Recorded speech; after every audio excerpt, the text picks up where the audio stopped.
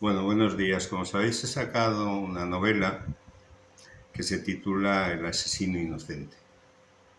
Y la historia está basada o está inspirada en la historia de supuesto asesinato de Daniel Sancho con premeditación a Edwin Arrieta, pero barajando otra hipótesis.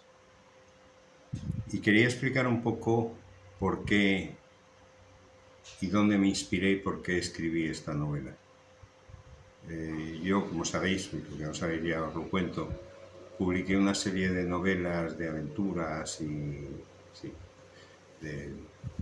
bastante amenas que se publicaron entre el año 2003 y 2006 o 2007, que fue Los contrabandistas del estrecho, La ruta del hachís, Traficantes y las sendas del papel. Y no había vuelto a escribir ninguna novela hasta que me topé con el caso de Daniel Sancho. Lo primero que me mosqueó y que hizo que empezase a ocuparme de este asunto fue una autoinculpación tan rápida.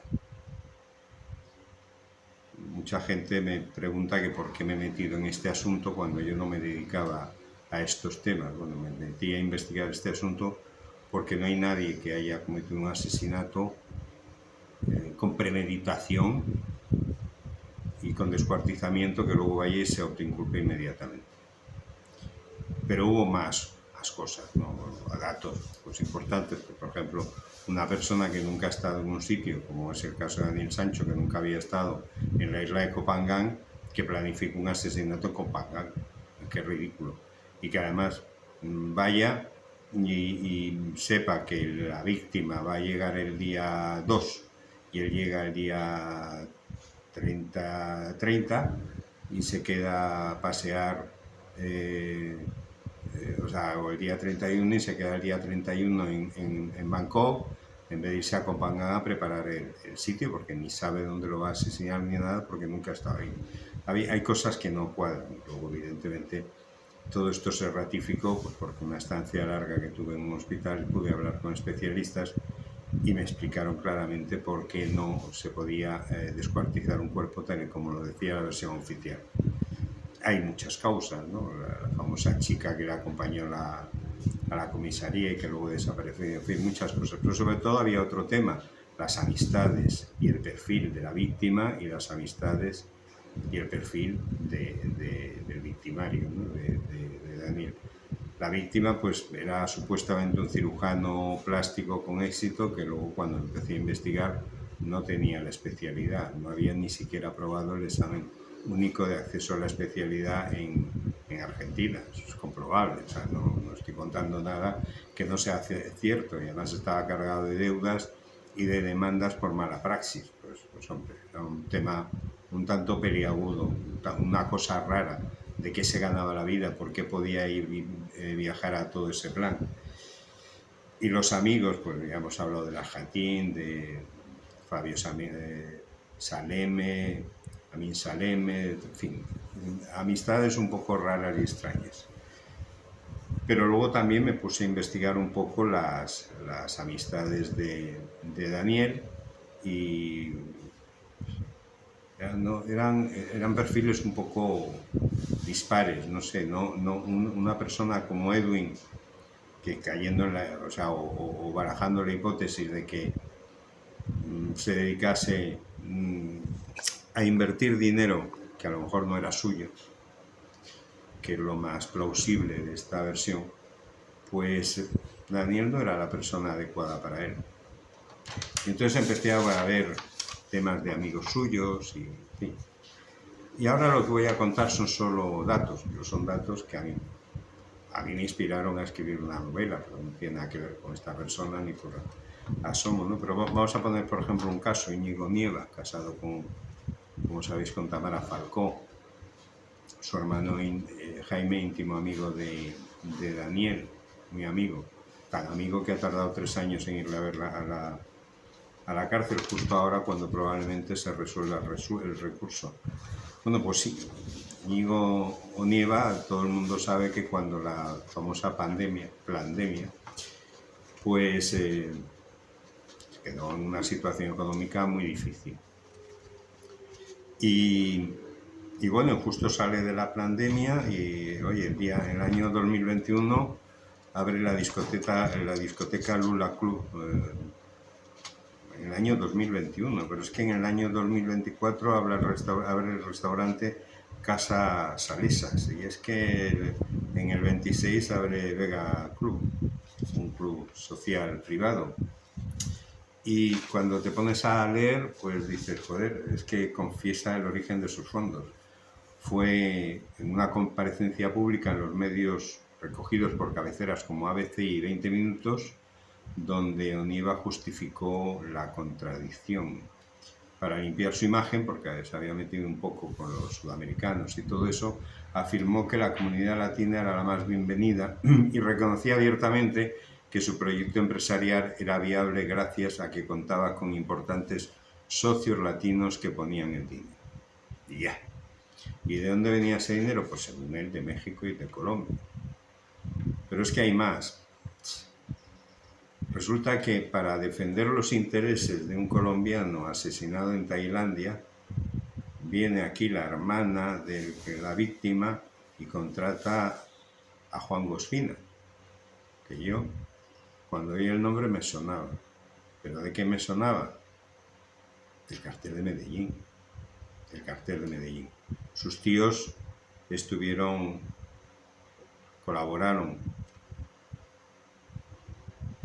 para acusar a Pablo Emilio Escobar por la muerte de 2 personas en la cárcel de la Catedral. Hombre, si tú sabes del asesinato de 2 narcos dentro de la cárcel de esos, porque tienes unas vinculaciones bastante gordas. Pero es que hay más. Yo voy a leer simplemente, a leer. Bueno, vamos a ver. El padre de Juan Ospina se llama Javier Ospina Baraya. Se instaló en Europa en la década de los 80, donde ejerció funciones diplomáticas y comerciales para Colombia, como vicecónsul en Hamburgo y agregado económico en España. Su nombre apareció en las crónicas de la época por haber sido detenido en la localidad de Pasto, Colombia, por tráfico de drogas. Bueno. Sus tíos, Rodolfo Espina Baraya, conocido con el alias de Chapolín o Chapulín, y Mariano Espino Baraya.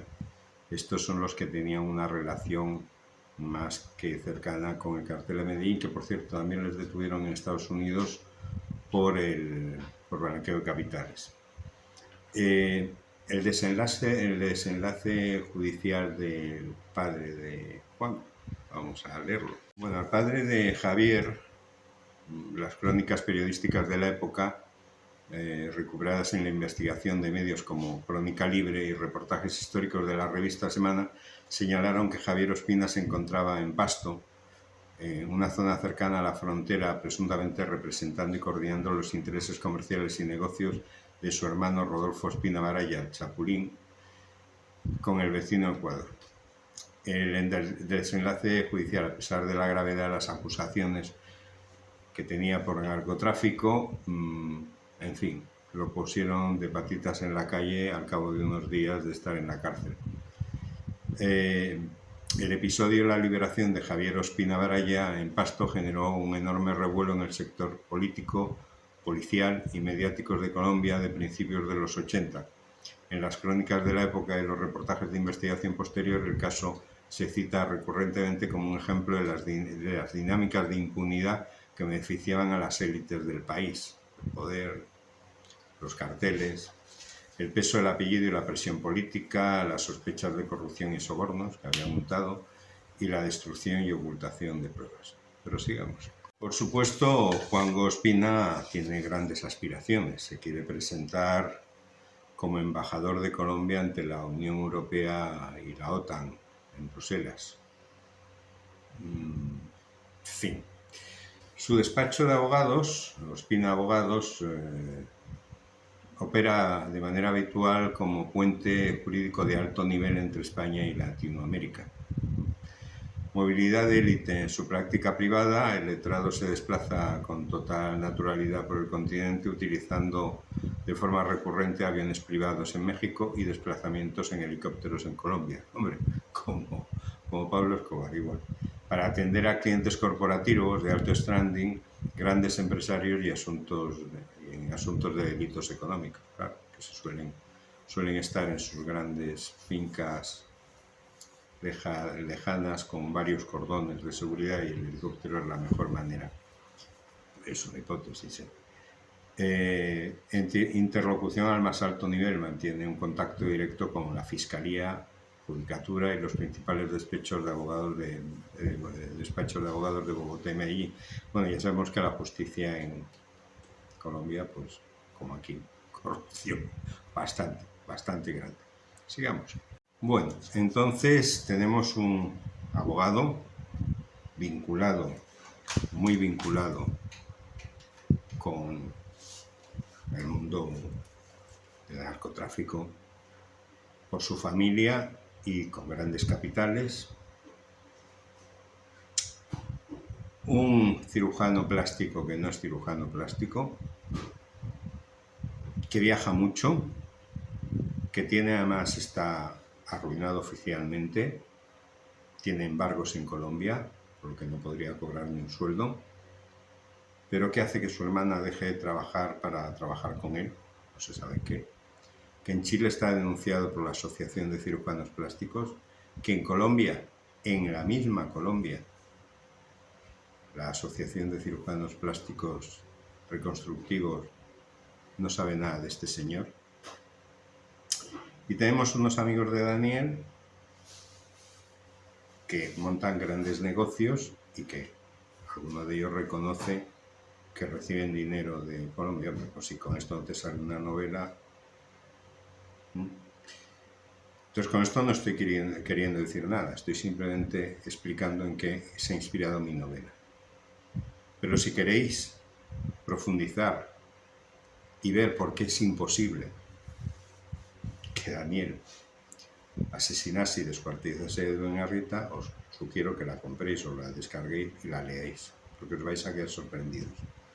Lo que a mí me llama muchísimo la atención de todo este tema es que todo el mundo se haya puesto a despotricar de Daniel, a llamarlo asesino descuartizador, a hablar maravillas de Edwin cuando no han investigado nada.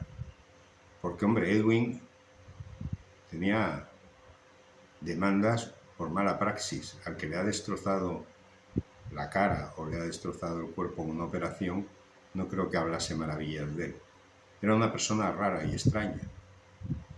En Argentina, en una especialidad tan compleja como es la cirugía plástica reconstructiva, que por cierto no se fue a Argentina, como contaron la primera vez, porque era más barato, porque a los médicos internistas les pagan, sino porque veía que no iba a aprobar el examen de acceso a la especialidad. Aquí en España se llama MIR, en Argentina se llama examen único, es muy difícil, pero además es una especialidad que son muchas horas y muchos años, 5 años, que tienes que ir por los hospitales públicos, en los que no hay constancia de que haya estado haciendo la especialidad, pero eso sí, se dedicó a jugar al polo y tenía grandes amigos en la alta sociedad. Él siempre se mueve en las altas esferas económicas.